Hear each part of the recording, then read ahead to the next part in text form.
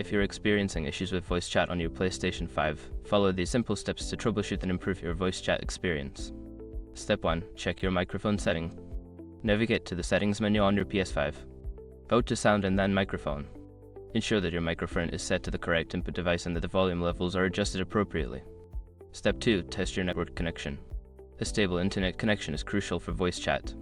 Go to Settings, then Network, and select Test Internet Connection. Make sure your connection is stable and has sufficient speed for online gaming. Step 3. Adjust voice chat settings in game. Open the game you are playing and check the in-game voice chat settings.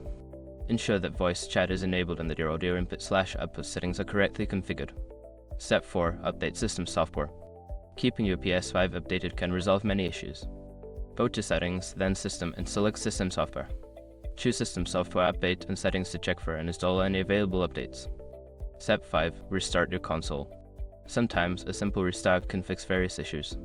Turn off your PS5 completely, wait a few moments, and then turn it back on. This can refresh the system and resolve any temporary glitches affecting voice chat. By following these steps, you should be able to resolve most issues related to voice chat on your PlayStation 5. If problems persist, consider reaching out to PlayStation support for further assistance.